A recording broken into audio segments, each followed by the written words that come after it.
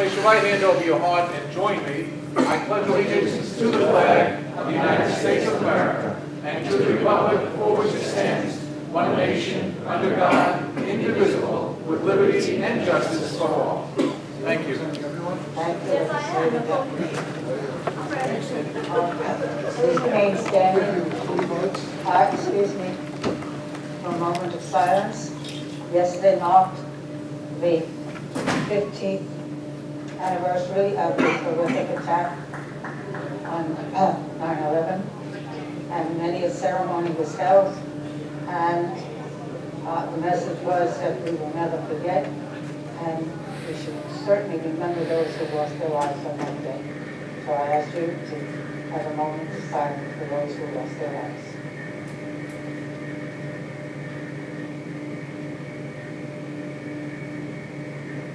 Thank you very much. And Legislator Alford. I also ask that you join us in a moment of silence for Amy Hagedorn. She was a resident of Nassau County, but most importantly, through the wealth that she had accumulated, she made it her life's mission to share a lot of the monies that she had, the funds that she had, with many charitable organizations throughout Nassau County. And she mostly focused on helping our children. And she is somebody that will truly be missed throughout. And just for a moment of silence, think of her and her family.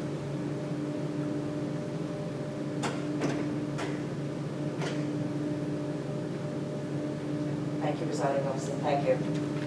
Okay. At this time, I'm going to ask the clerk, Mr. Pulitzer, to please call the rules roll.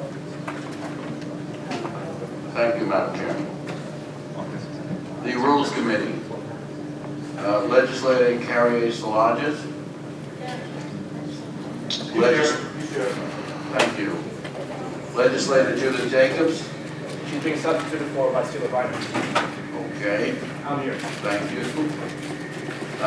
Ranking Member Kavan Abrahams. Here. Alternate Deputy Presiding Officer Howard Coppell. Legislator Dennis Dunn. Here. Vice Chairman Richard Nicolello. Here. Chairman Norman Gonzalez. Present. We have a quorum. Thank you very much. Thank you. I know this is not the time or the place, and obviously we didn't have an opportunity to do it, but Brigadier General George A. Jones passed away. I guess it was after our last meeting on the 5th, but before this meeting, and I plan to do something or ask for a moment of silence. Of course, at the full legislature where there's more people here, but I would like to at least ask for us to rise and ask for a moment of silence. He was one of a few brigadier generals, and I believe one of two in this county, but in New York State, he was definitely a hero among all of us, but thank you.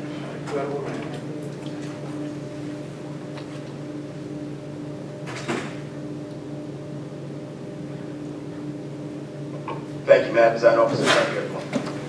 Thank you. Yes, I do.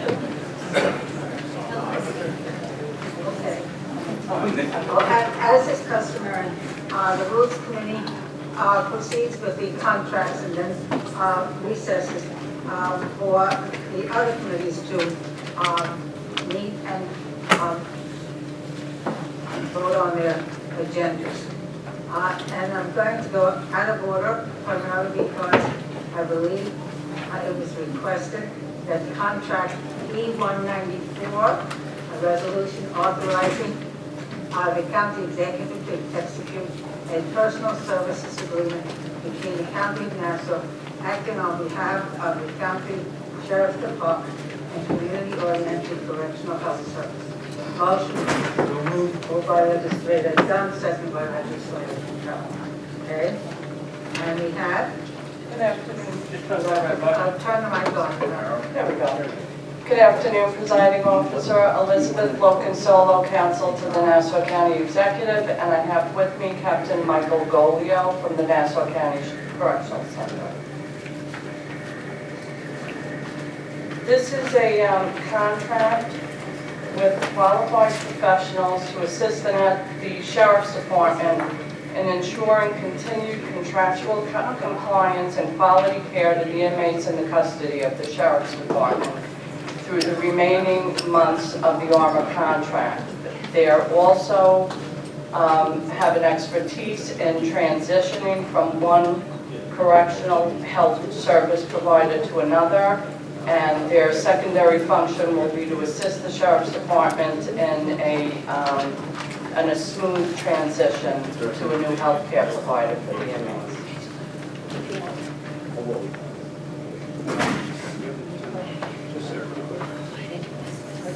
Legislator Dunn. Have they had the opportunity to review what's going on at the corrections center? Well, they have not had an opportunity to review everything, but they have certainly been following up our reports. They've been speaking with myself. They've had some conversations with Captain Golio. They're familiar with the allegations concerning honor, and they're well aware that that honor is not bidding, so we are expecting a new provider at some point in time, and they have expertise in working on those transitions. They can hit the street money. I'm sorry? They can hit the street money now, so they. Yes.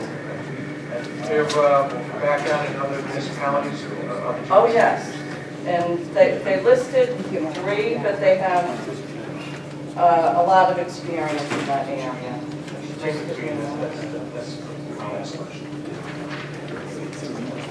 Yes.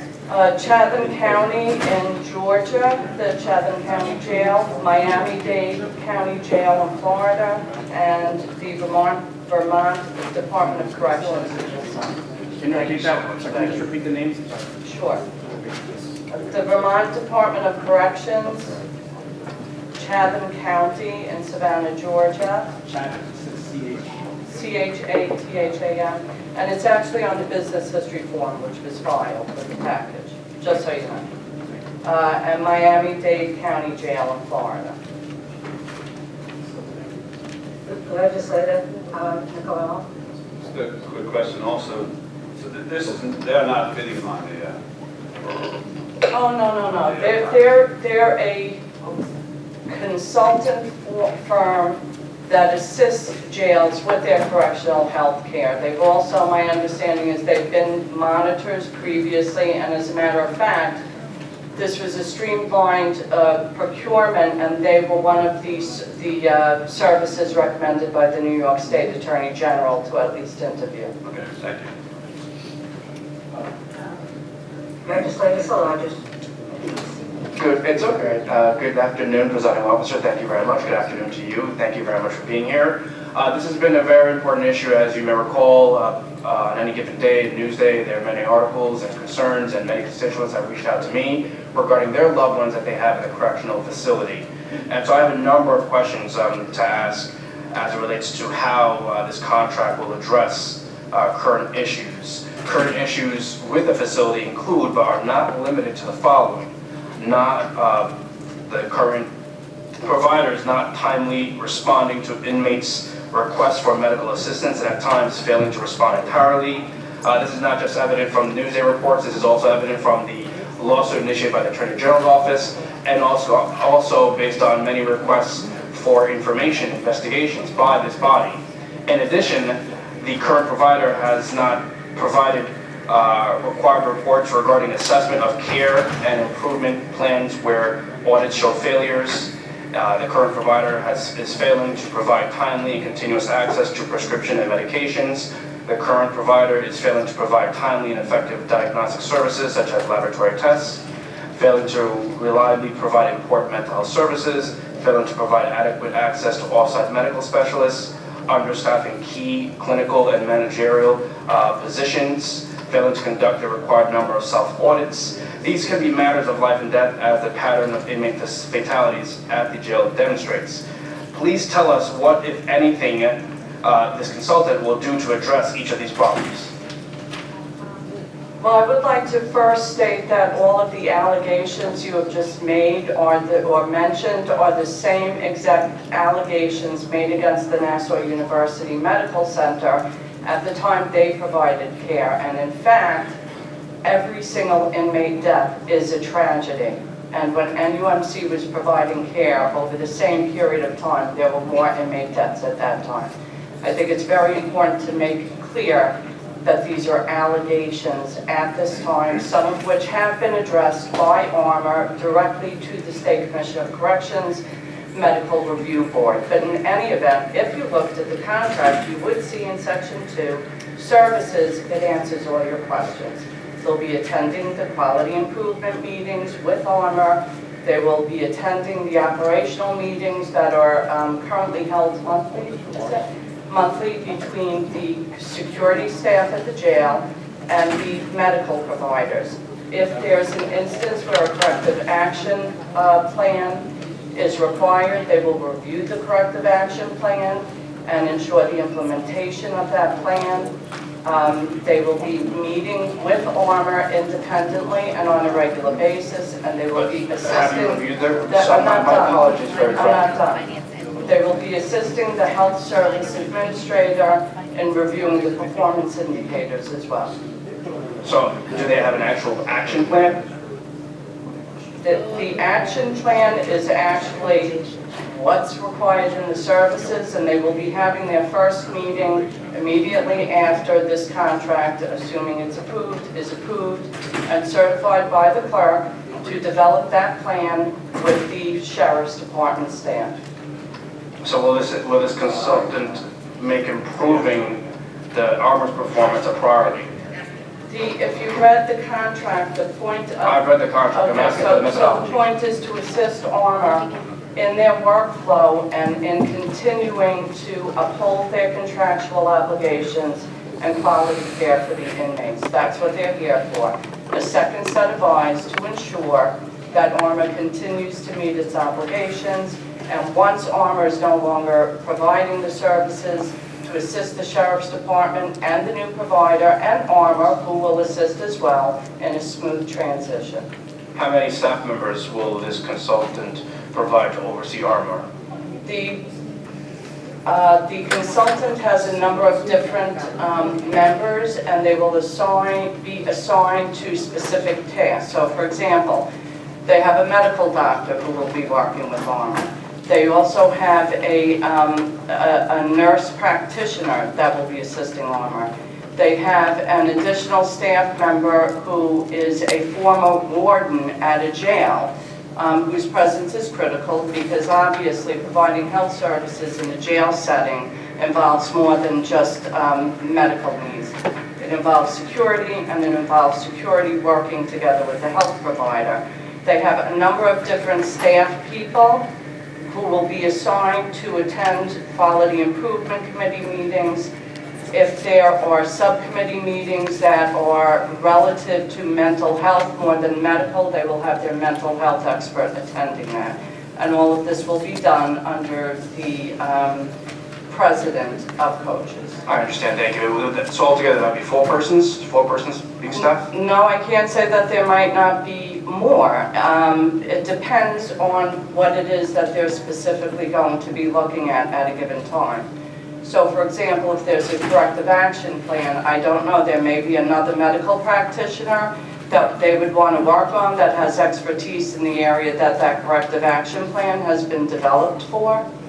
Who would be responsible for implementing that action plan? The ARMOR and the health service administrator who currently works with the Sheriff's Department, along with a representative from coaches, will be there to ensure that the plan is implemented properly. Okay, and who will be responsible for overseeing it? If this contract is approved, excuse me, 1 second please. Who will be responsible for overseeing this? That's my question. The Commissioner of Correction, Charles Campisi, along with Captain Rolio. Thank you, my colleague will continue, thank you. Legislator Bynoe. Thank you, Presiding Officer. Good afternoon. Well, I'm actually encouraged to hear that we are now at the stage hiring or considering hiring a consultant to do the oversight of ARMOR and quite possibly play a role in the transitioning of healthcare providers, because this is something that this particular caucus has been asking for since March. With that being said, I have some questions as to how we will move forward, specifically in reviewing and I guess evaluating even the work of this particular entity, Community-Oriented Correctional Health Services. So they're going to report to the Commissioner of Corrections. Now, can I understand first and foremost, what is the employment structure of the Commissioner of Corrections? Is he full-time, part-time? What is his? Currently, my understanding is he's part-time. And could you explain a little bit what that work schedule looks like? I don't work there, and I don't oversee his schedule, so I don't have it available. I think Captain Golio's here. I'm not familiar intimately with his work schedule. I know he's attending some number of days per week, but he doesn't answer to me, so I don't know specifically what his work schedule is. But I do know that he's at the work site some number of days per week. So I would think that given the fact that this institution relative to the delivery of health services is really in turmoil, and that being under the reports from Newsday and the Commission of Corrections and the like that have said that we've to this point had 12 inmate deaths and 6 of them possibly suspicious or due to negligence, that if we're going to have someone within the county administration be the oversight of that entity, that will now come in and do the direct oversight, that we need to understand what that person's work schedule will be and what that reporting to that individual will look like. Will it be in the form of a written report? Will it happen weekly? What kind of interaction and what level of information sharing will happen there? I think it's really important that we do that at this point, and I'd like to have a better comfort level in knowing what that would look like. Well, let me be clear. I thought I had stated this before. This group is going to be working with the health service administrator as well.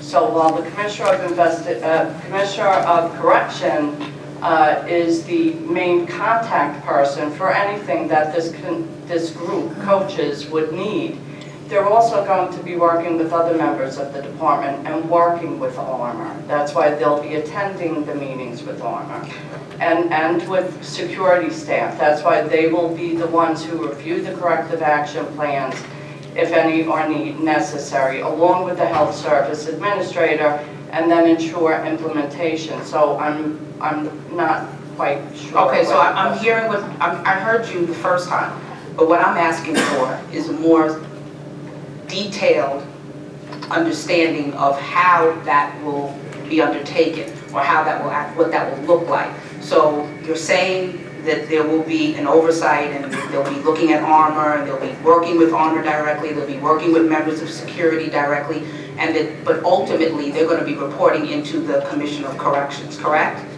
They'll be reporting to the Commissioner of Correction, and if written reports are required, they'll be reporting to the assigned Deputy County Attorney.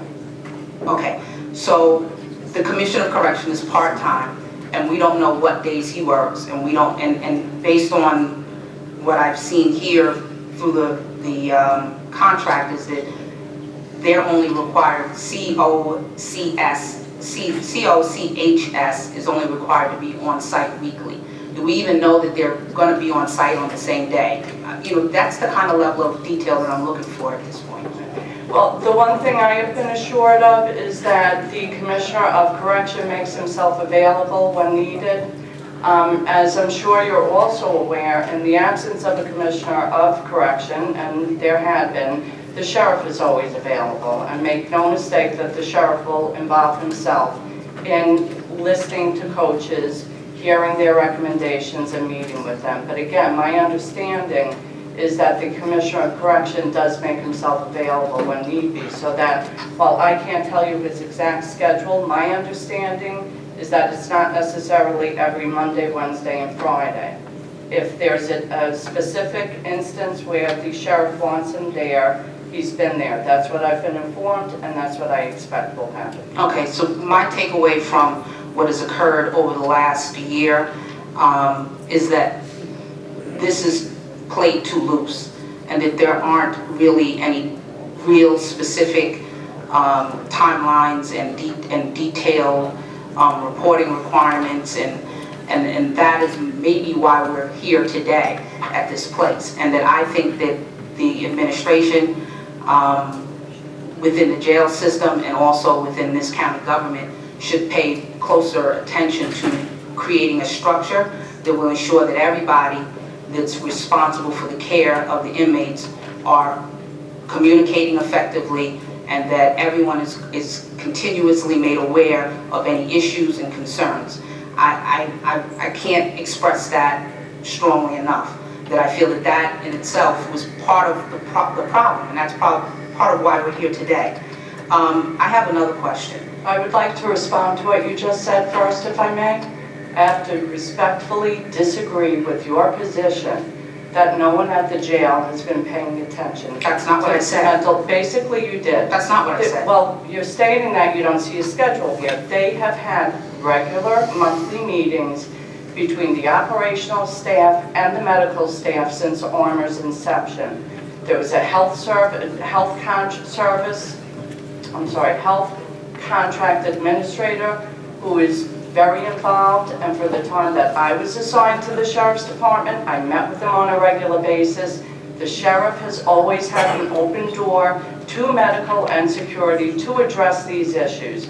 So Newsday may print what Newsday prints, but they've been keeping on top of it. So, and this is just an additional set of eyes as a result of the serious allegations that were made in the Attorney General's petition, which at this point are just allegations, but in the best interest of the county and the inmates, it was determined that we should get this company with expertise to come in and work with Armor as well. To the point of being, I think, a little too loose with reporting and individuals being fully engaged and aware of what was going on at the jail, the comptroller stopped the payment to Armor because reports were incomplete. So I think my point was illustrated by the comptroller's action. But I want to go further to say, while this is just what you would call a supplemental opportunity to have an additional set of eyes, I say, why have them if we're not going to make it as effective and efficient as possible? Let's set a schedule so that we understand that everybody is communicating effectively. That was clearly what I said, and I'm restating it for you here today. I'm ready to move on to the next question. There's a county nurse that's supposed to be also in place there, that's supposed to be part of the process for overseeing Armor and I guess bringing information to and from the administration within the jail structure relative to health delivery services. Can you tell me what her role will be in this process? She will remain the health service administrator until such time a new health service administrator is hired by the Sheriff's Department. And the health service administrator's duties are clearly set forth in the contract with Armor, but in addition, in this contract with coaches, there's an indication under services that they will work with her to ensure that the performance indicators are being met, and if they're not being met, that that's reported as well. She's essentially the contract monitor.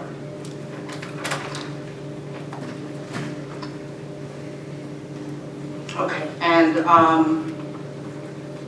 I have some questions regarding the Attorney General who's called for this appointment. Has the Attorney General expressed an opinion in the appropriateness of retaining this particular monitor? Firstly, the Attorney General has called in her petition for the court to appoint a monitor to oversee Armor, and my understanding is that matter is still pending. It's being litigated. This was an initiative by the county because of the serious nature of the allegations in that petition to bring somebody else in who could work with Armor and the Sheriff's Department through the remainder of the Armor contract and through the transition to a new health provider. With respect to the monitor, I did contact the Attorney General's office. They recommended 3 individuals. We also received a recommendation from NIFA, and there was a 4th whom I was familiar with on my own because he had previously been appointed a monitor by the Department of Justice when Nassau University Medical Center was under fire for their health care, or inadequate health care, as the Department of Justice found at that time. So yes, Coaches was on the list in an email from the Attorney General to me as highly recommended to interview for this particular service. Thank you. Thank you, President. Legislator Solages. Thank you. I beg to differ. I think these are more than allegations. This is a crisis. This is an emergency. 5 out of 6 inmates died this year. 5 out of the 6 inmates who died in custody this year were over the age of 45. 3 out of the 6 were over the age of 60. This raises additional questions regarding inmate care of mature and elderly adults. Do mature adults and elderly require more attention and initial as well as ongoing medical assistance while jailed at the facility? Well, I am not a medical professional, but I would state that, as I said before, any death of an inmate in custody is a tragedy. Unfortunately, it happens. It happens under NUMC, and as I'm sure the legislator Abrahams, who works at a hospital, can attest to, patients die in hospitals. It's tragic. It's very tragic, but I'm not a medical provider, so I really can't answer your question. Who will be responsible for evaluating this consultant at the end of the initial 6-month term? The Sheriff's Department. Is anyone here from the Sheriff's Department besides yourself? Is Commissioner Campisi here? No. Okay. Because I just need to know, how he's going to work with this consultant.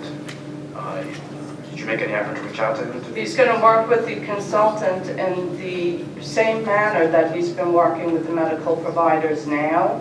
As I said, I believe that notwithstanding that he's part-time, he's flexible, so he will be expected to attend the medical/operational meetings with Coaches, with Armor, and with the security staff that's assigned to the medical unit And I understand of the Sheriff's Department.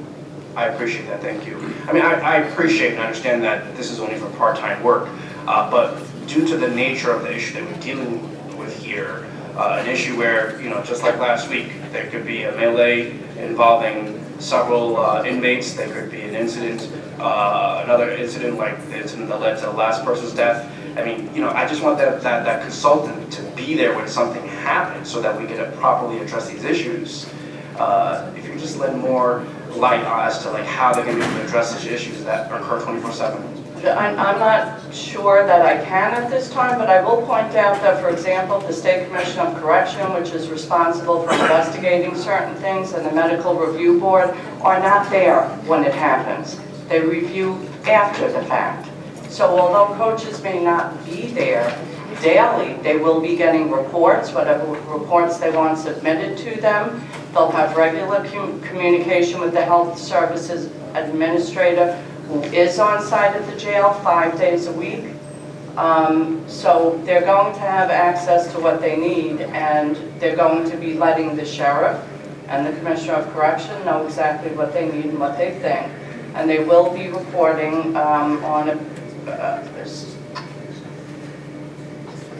to the assigned Deputy County Attorney. Thank you.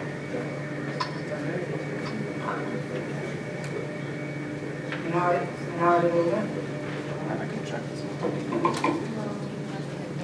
Good afternoon. I heard you say in regards to my outside employment in regards to working for a hospital. I think the biggest difference between the entity that I work for, which in many cases does have people that die in their care, you're right, that does happen in hospital care, but I think it's been clearly identified, whether it's by the Attorney General or the New York State Department of Corrections, that the care that's been provided by Armor is grossly negligent. And that's the reason why we have the monitor that's before this legislative body today, as well as the county's approach towards bringing in a new entity. Are we in agreement that the care is grossly negligent? Absolutely not. As I stated before, those are allegations, and one of the reasons... So why is the county choosing to go in a different direction? I don't understand what you mean by going in a different direction. Is there an RFP out for a new vendor for healthcare services? Yes, there is, but as you're well aware, and with all due respect, it was necessary to put out a new RFP because the prior contract, which had an automatic 2-year amendment, which the legislators voted on, and that's why ARMA was here for 4 years, a new RFP had to go out because So the county would, so ARMA has made the decision not to participate in the response to an RFP. But if they did, it sounds like to me the county would have no problem re-awarding them the contract if they were the best vendor. Am I understand that correctly?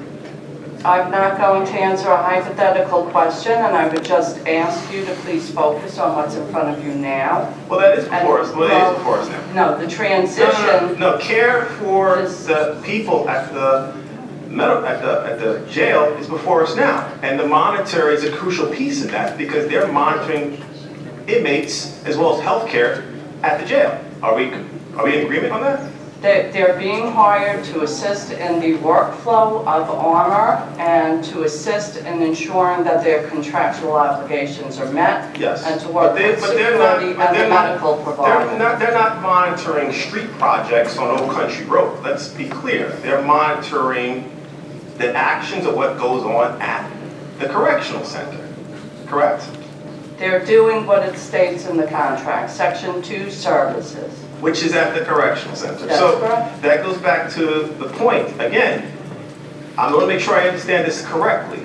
So if I understand what you're saying is that you're treating this as allegations, which ARMA will have their day in court at some point. It is our position of this side of the aisle that we believe that they are grossly negligent, and we side with reports that have been founded by the Attorney General and others. That being said, I want to make sure I understand this correctly. You are in support of ARMA at this time in regard to the quality of care that they have provided at the correctional center. I'm not their monitor, Legislator Abrahams. All I can tell you is that, if I may, there have been many allegations made against them, the same sort of allegations made against the Nassau University Medical Center. There have been inmate deaths while under their care. There were inmate deaths while under Nassau University Medical Center. I don't know. 6 inmate deaths in 9 months. You could say that happened under Nassau University Medical Center. And I don't have the statistics in front of me, but there was an inquiry into statistics, and for the same period of time, at that time, that care was provided by ARMA and care was provided by NUMC. There was at least 1 more inmate death. With respect to nationwide statistics, ARMA fared somewhat better on a national level, and I'm just speaking to you about statistics that were looked at. So let me just, so again, I just want to make sure I'm clear, because I heard your answer before. So the county obviously needs the RFP again, which there'll be a new vendor that's before this legislative body. It won't be ARMA. And the monitoring contract that we are approving for $45,000 is to oversee what exactly if the county is satisfied with ARMA? To assist in the, again, as I stated You said before, I just want to make sure I hear it. Correct. Yeah. As a result of the serious nature of the allegations in the Attorney General's petition against ARMA, the county deemed it in its own best interest to bring in another set of eyes for 2 purposes.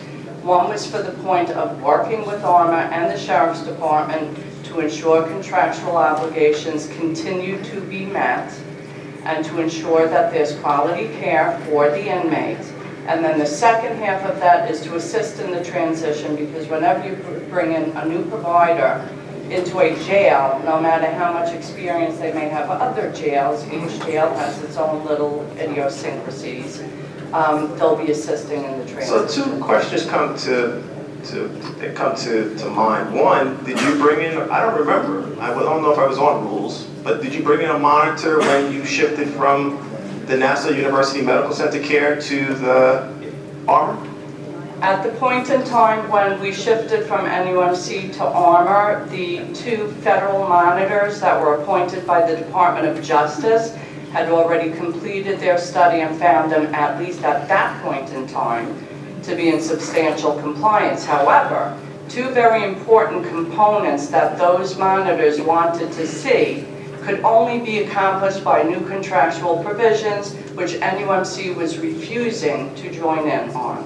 One of them was to ensure that more services are provided on-site at the jail, because those Department of Justice monitors, one of whom, Dr. Patterson, is an expert in the field of mental health, and the other one, Dr. Greifinger, who is an expert in correctional medical services, believe that NUMC sent far too many inmates out of the jail to the hospital for services that could easily be provided at the jail, such as physical therapy, such as ophthalmology services, such as dialysis services, all of which could only be accomplished through a new contract. So to answer your point, there was no need for a monitor. The Department of Justice had come and gone and left their recommendations, and their recommendations were going to be followed in a contract with a new vendor. But mind you, NUMC had every right to bid on that RFP and chose not to.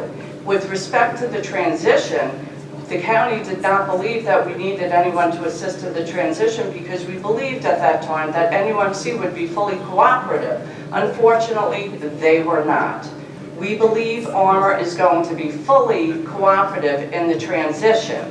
But the transition is from coaches' assistance with the transition, we think, will be very helpful to the new provider. But you feel confident that they will be working with the county in regards to the transition, but up until a couple of days ago, before the controller decided to release payment, they were getting ready to exit the county if they are not paid in a timely manner. I understand that, and the reason is that most of those monthly funds are for their staffing, and if you can't pay your staff is walking out. And if your staff walks out, you can't provide the services. But I think the controller was asking for some simple metrics that would give him a comfort level that the quality of care is being provided. What I understand, he's been asking for that information for months. My understanding, and I have not been involved in this totally, is that, well, actually my knowledge, because I assisted in the drafting of the contract, is that there are performance indicators. Yes. And you have to meet those performance indicators. If you don't, there are penalties that can be assessed. Yes. I am not aware, and the county attorney's opinion to the comptroller was very clear about this. There is nothing in the contract, nothing in the law that allows you to withhold the entire monthly payment, most of which goes to paying the staff that's providing the care to the inmates. Yes. You have a right to withhold an amount of money that's in dispute because of the performance indicators. The department and Armor indicated the 2 performance indicators that they failed to meet and what the penalty would be.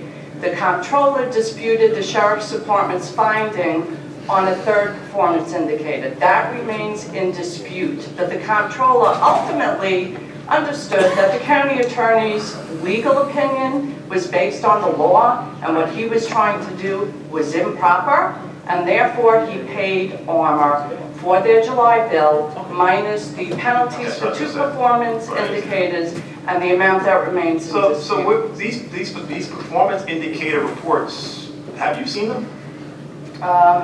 I honestly don't. I may have seen one. I have not asked. I haven't seen one either. And to me, I suppose the comptroller would be happy to give them to you. I would think, well, we approved the contract for Armor. I would think that Armor should provide them to this legislative body.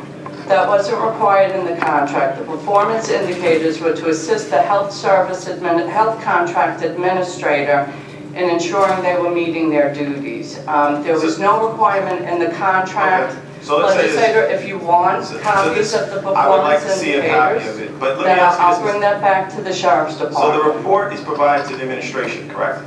Yes. And the administration has asked us on multiple occasions to approve the armor contract.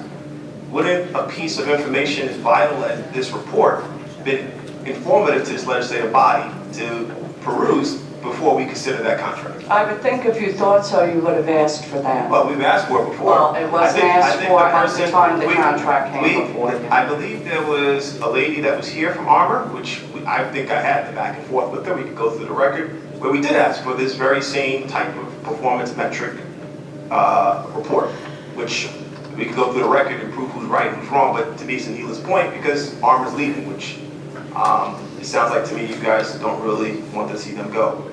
But that being said, to me, we need to make sure we have a comfort level that with the new monitor that's going to come in and with the new contract that's going to be awarded hopefully in the next couple of months, if not sooner, that we have a strong comfort level that that new entity and does not repeat the same past practices of Armor. But I think ultimately it really comes down to making sure that we are in agreement that Armor's quality of healthcare can be improved. And I'm dismayed at the fact that I don't think we have that level of agreement. I don't have any questions. Thank you. Yes, one, a couple more questions. Legislator Solages. Thank you. Thank you very much for answering these questions. I really appreciate this. The current commissioner, so the current sheriff at the jail, he's your husband? I don't know what that has to do with the coach's contract. I think you're, I No, really don't. there's a question. It's leading. I don't see It's any. on order. Okay, but when the sheriff was here earlier last year, and I asked him, will, under the current contract with Armor, is the county liable? He answered no. Is that correct? Yes, because Armor fully indemnifies the county. Okay. Yes. And how does that play with this contract? Would this consultant also be liable?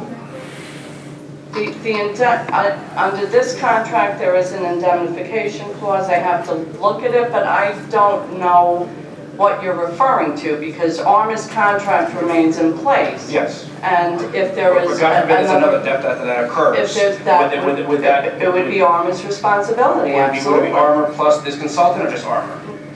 Just Armor. There's nothing in the indemnification clause here that would make them responsible. They're not providing medical services. They are medical and security experts who are going to be assisting Armor in ensuring they're meeting their contractual obligations and providing quality care to the inmates. The contract itself is not even alleged to have been a poorly drafted contract by the Attorney General's office or by this legislature. It requires that they meet NCCHC standards in terms of their provision of care, et cetera, et cetera. Coaches is there to assist them in continuing with their contractual obligations and assisting the Sheriff's Department in their oversight and in the transition to a new provider. Okay, all right, because I'm just reviewing the contract, and provision E states that a contractor shall be solely responsible for and shall indemnify and hold harmless the county, the department, and its officers, employees from any acts, liabilities, losses, costs, expenses, and damages arising out of connection with or omissions of the contractor or contract agent, regardless of whether due to negligence, fault, or default, including losses in connection with any threatened investigation. So I just want to be clear on that. Are you reading the indemnification clause in the coach's contract? Yes, I am. Yeah, correct. They indemnify the county for anything they do wrong. If the medical care provided by an Armor medical practitioner is found to have resulted in injury to an inmate, Armor continues to indemnify the county and be solely responsible for that. If this contractor, and I can't even, because they have such expertise, so I can't even imagine what it would be and give you a hypothetical, but the indemnification of the county is for their acts. They don't provide medical services. They're working to ensure good workflow, quality care is being utilized by Armor, and that there's a good a smooth transition. I understand. So in your professional opinion, this is my last question, in your professional opinion, will this contract stop the dying at the jail? That's it. That's a Good, go on. That's a fair question. It's a fair question, I don't think so. It's a fair I'm question. sorry. People are dying here, and I have the right to ask that. Fair question. All right, I'm going to, I'm sorry, just one more question. I'm going to take one more question and we're going to move on, okay? Legislator Bynoe. Thank you. Just for clarity, because there was a back and forth in the dialogue, I just want to be clear that the request has been made for the schedule, the work schedule for the Commission of Corrections, please, and a schedule of reporting requirements for coaches to the Commission of Corrections. Thank you. All right, there being no other comment, any public comment, I have no slips regarding this item. You didn't put in a slip. You have a slip, put it in, please, for this item. Okay, I will. We'll act. Let's go. Trying to keep it simple, but I can match it.